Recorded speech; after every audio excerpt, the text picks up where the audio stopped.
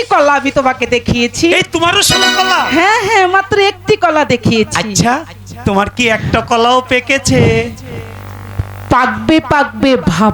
ওই কলাটা আমাকে দেখাবে একটু। এই জন্যই তো আমি তোমাকে বন্দি করব। আবার বন্দি কেন? আয় ধ্যাৎ, তোমাকে আমি লোহার শৃঙ্খলে বন্দি করব না তো। তবে তোমাকে আমি বন্দি করব আমার প্রেমের শৃঙ্খলে। প্রেমের শৃঙ্খলে? আচ্ছা, তোমার আমাকে কোথায় রাখবে? তোমাকে আমার একখানা সিন্দুক আছে, সেই সিন্দুকের মধ্যে ভরে রাখবো। থাক, সিন্ধুকের ভিতর মানুষ থাকতে পারে নাকি? আরে এই সিন্দুকের মধ্যে দরজা আছে, হ্যাঁ। জানালা আছে, হ্যাঁ। খাট আছে, বিছানা আছে। আমার যখন মন চাইবে আমি তোমার সঙ্গে দেখা করতে পারবো। তুমি আমার সঙ্গে দেখা করতে পারবে? হ্যাঁ পারবো। আরে ধাস, তাহলে সিন্ধুক কেন? তুমি আমাকে কবরে বললে আমি থাকতে পারবো, শুধু তুমি আমার কাছে থাকলে হয়। এই রাজকন্যা, কি বলো? তাহলে কথা দাও তুমি সব সময় আমার কাছে আসবে। আমি তো তোমাকে ভালোবাসি, আমি যে তোমার প্রেমে পড়ে গেছি। সত্যি বলছো? সত্যি। তাহলে চিরদিন এই প্রেম আমাকে দিবে তো? নিশ্চয়ই দেব। সেই প্রেম আমাকে দিও, জেনে নিও তুমি আমার প্রাণের চেয়ে প্রিয়, তুমি আমার প্রাণের চেয়ে প্রিয়। যে প্রেম স্বর্গ থেকে এসে জীবনে আমার হয়ে রয়, সে প্রেম স্বর্গ থেকে এসে জীবনে অমর হয়ে রয়। সেই প্রেম আমাকে দিও, জেনে নিও তুমি আমার প্রাণের চেয়ে প্রিয়, তুমি আমার প্রাণের চেয়ে প্রিয়। ধিন টানা না না না না, ধিন টানা না না না না, টানা না না ধিন ধিন। ধিন টানা না না না না, ধিন টানা না না না না, টানা না না ধিন ধিন।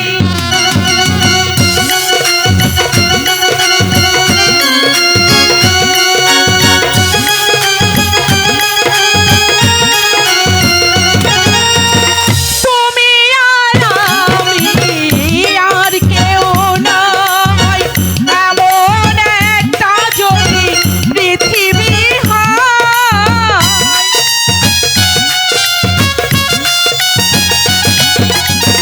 তুমি আর আমি আর কেউ নয়, এমন একটা যদি পৃথিবী হয়। মিলনের সুখে ভরে যায় বুক, যেখানে আছে শুধু সুখ আর সুখ। সেই সুখ আমাকে দিও, জেনে নিও তুমি আমার প্রাণের চেয়ে প্রিয়, তুমি আমার প্রাণের চেয়ে প্রিয়।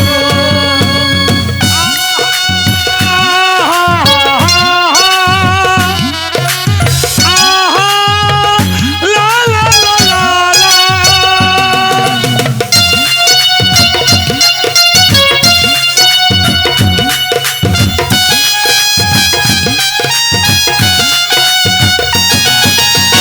চাই না জীবনে কিছুই তো, তোমার মুখটা যদি দেখি একবার।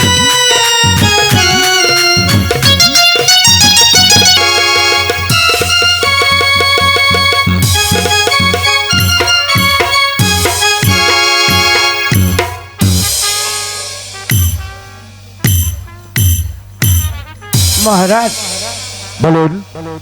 একটি কথা বলবো মহারাজ। বেশ বলুন। আমি রাজ্যের এক প্রান্ত হতে অপর প্রান্ত পর্যন্ত ঘুরে দেখে এসেছি।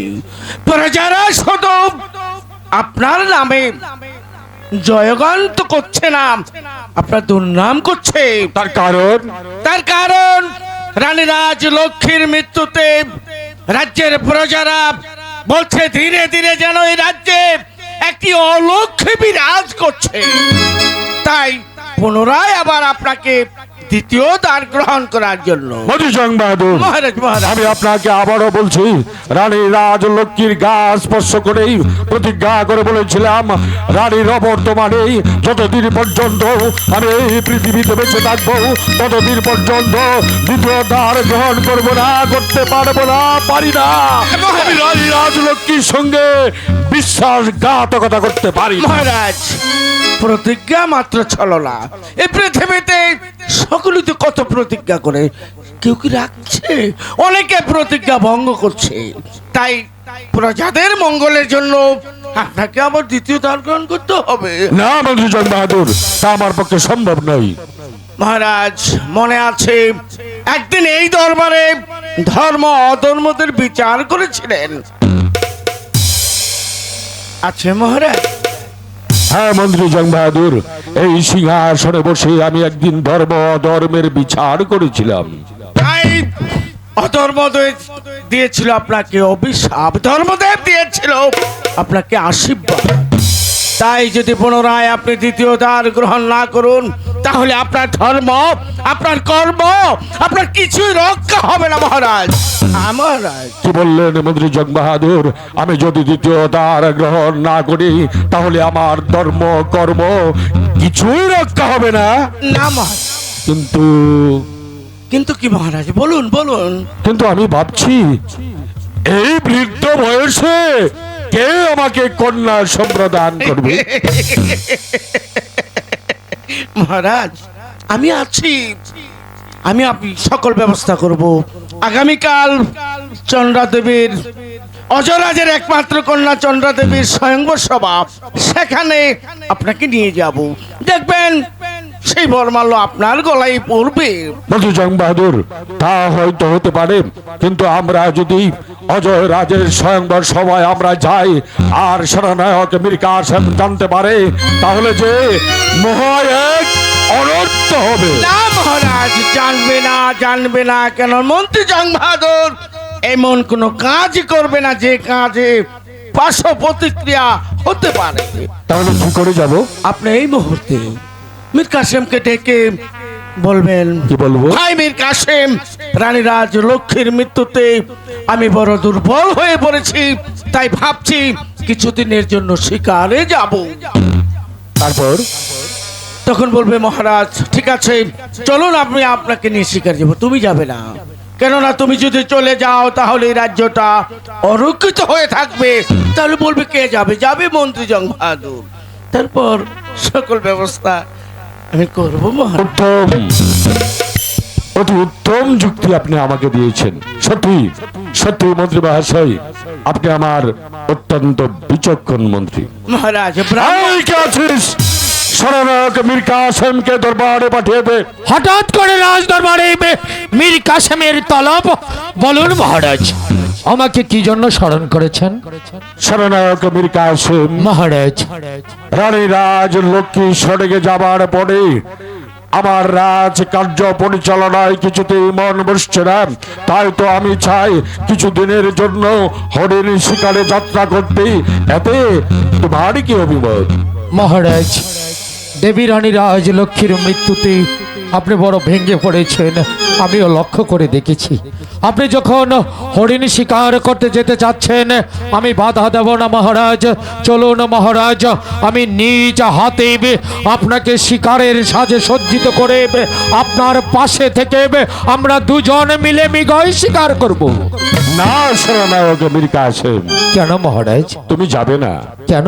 তুমি যাবে না এই জন্য যে, কারণ রানী রাজলক্ষ্মী তোমাকে ছোটবেলা থেকে লালন পালন করে এতটুকু বড় করেছে, আর আমি রাজা ধনপতি, তোমার আর আমার ধর্মের বিভেদ থাকলেও তোমাকে আমি আমার ছোট ভাইয়ের স্বীকৃতি দিয়েছি। তাই তো আমি শিকারে যাব বন্ধু জং বাহাদুরকে নিয়ে, আর তুমি থাকবে এই ধর্মপুর রাজ্যের দায়িত্বে। মহারাজ, আমি কি পারবো আপনার দেওয়া এই গুরু দায়িত্ব পালন করতে? পারবে, পারবে মীর কাসেম, পারবে। তুমি পারবে আমারই অবর্তমানে ধর্মপুর রাজ্যটাকে সুন্দর এবং শৃঙ্খল ভাবে পরিচালনা করতে। বেশ, তাই হবে মহারাজ। আপনার বর্তমানে আপনার দেওয়া গুরু দায়িত্ব আমি যথাযথভাবে পালন করার চেষ্টা করব মহারাজ। তবে মহারাজ, আমি চলে যাচ্ছি। যাবার পূর্বে আবারও আপনার অনুমতি পেলে মন্ত্রী জং বাহাদুরকে দুটি কথা বলতে চাই। বেশ, বলে যাও। মন্ত্রী জং বাহাদুর, হ্যাঁ বলো বলো। আমাকে এই ধর্মপুর রাজ্যের দায়িত্ব দিয়ে মহারাজকে নিয়ে আপনি শিকারে খেলতে যাচ্ছেন, এ বড় আনন্দের কথা। মহারাজকে শিকারে খেলে যদি সুন্দর ভালোভাবে এই রাজ দরবারে নিয়ে আসুন, আমি আপনাকে কথা দিচ্ছি, আমি আপনাকে আমার বুকে নিয়ে আলিঙ্গন করব। আর যদি আমার মহারাজকে নিয়ে কোন রকম ছল চাতুরি বা চক্রান্ত করেন, আপনি তো ভালো করেই জানেন এই মুসলিম পৃথিবীর সব কিছু সইতে পারে, শুধু সইতে পারে না আপন দুলালের চোখের জল। তাই বলছি, আপন দুলালের চোখ থেকে যদি একে ফোঁটা বা অশ্রু জড়ান, তাহলে মনে রাখবেন এই মুসলিম খোদার কসম আপনার শরীর থেকে শত ফোঁটা রক্ত জড়াতেও দ্বিধা করবে না, দ্বিধা করবে না। মহারাজ, বারবার আপনার সম্মুখে আমাকে কি অপমান না করো। মন্ত্রী জং বাহাদুর, আমি তো আপনাকে পূর্বেই বলেছি রানী রাজলক্ষ্মীকে সেনানায়ক মীর কাসেম মায়ের মতো শ্রদ্ধা করত। তাই তো রাজলক্ষ্মীর অবর্তমানে ওর মন মানসিকতার স্থির নেই। মহারাজ, বাদ দেন এসব কথা, এবার চলুন। তাই চলুন মহারাজ, যেতে হবে যেতে হবে। লগ্ন যে বই যাচ্ছে মহারাজ। মন্ত্রী মহাশয়, আপনি শিকারে যাবার ব্যবস্থা করুন, আমি বিশ্রামে যাচ্ছি।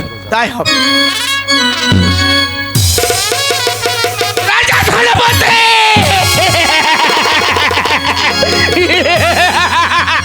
রাজা ধনপতি! এই তো শুরু হলো মন্ত্রী জং বাহাদুরের বুদ্ধির খেলা। এই ছোট রানীকে দিয়ে এই রাজ্যটাকে, এই রাজ্যটা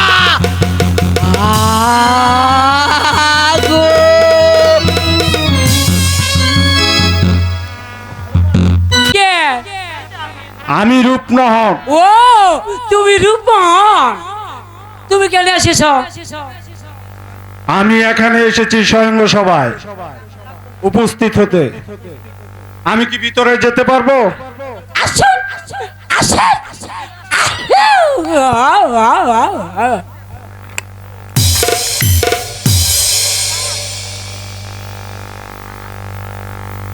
এই তুমি আবার কে?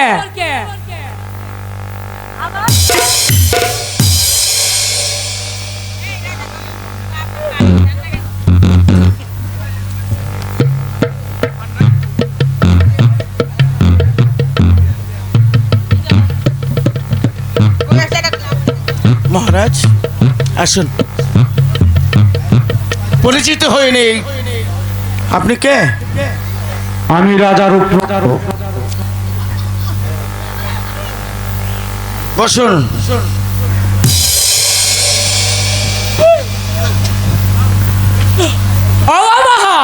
তোমার নাম? আমার নাম হয়েছে ওই যে উদয়নগরের একেবারে বোধহয় রাজা। তোমার নাম? আমি হলাম যুবরাজ মনমোহন। বসো। মহারাজ কই, এখনো তো এলো না।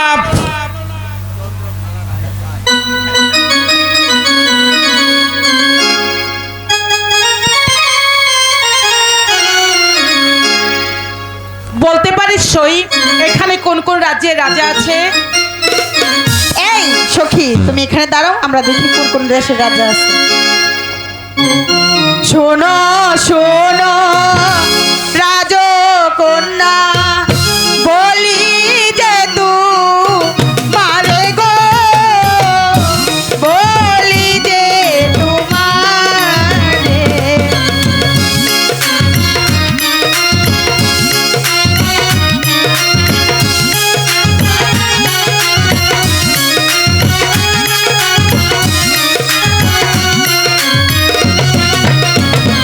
আই গো উত্তর দিকে বসায় আছে রাজা চন্দ্র মোহন গো, রাজা চন্দ্র মোহন।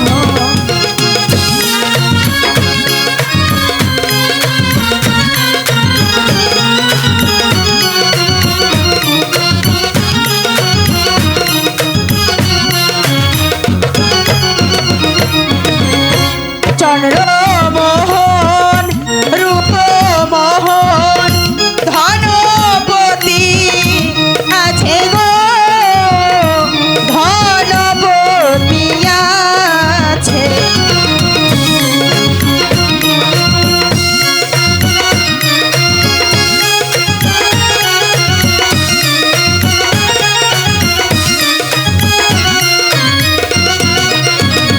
আই গো যাহারে তোমার রই গো মনে, তার গলে দাও মালা গো, তার গলে দাও মালা। বেশ, তাহলে তোরা চলে যা। তাহলে বস।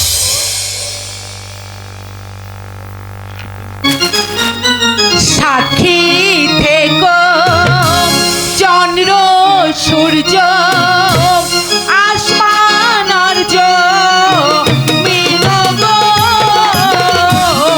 আসমান আর্য মিন।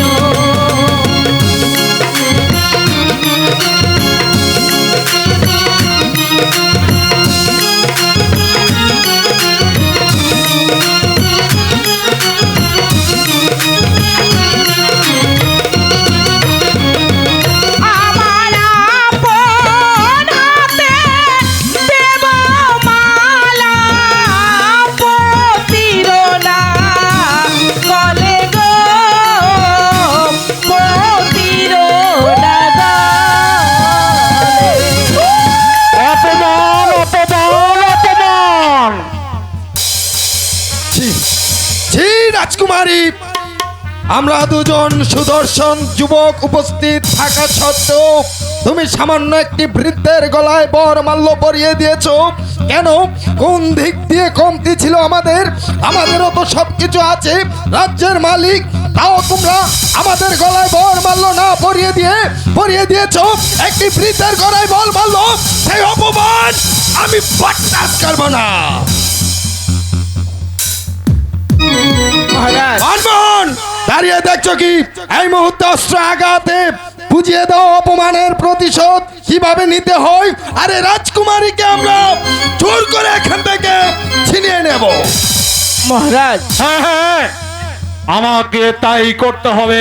মন্ত্রী জং বাহাদুরের সাথে যুদ্ধ করে প্রাণীকে আমাদের সাথে নিয়ে যাব। মধুসং বাহাদুর, মহারাজ, ওদেরকে আপনি যুদ্ধের ছাড় মিটিয়ে দিন। নিশ্চয় মহারাজ, ওদের যুদ্ধের স্বাদ আমি মিটিয়ে দিচ্ছি।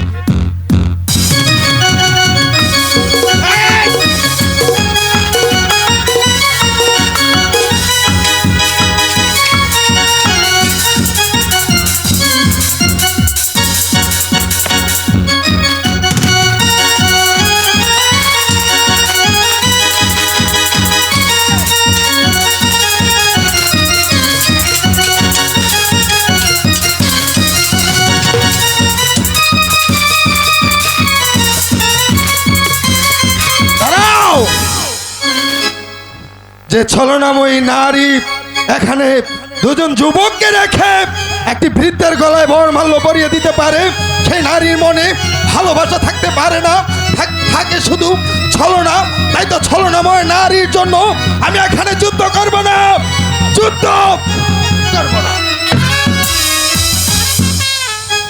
আপা ও ভাইয়া আমার সামনেটা আমার মুখে ধরছে, আমি যুদ্ধ করবো।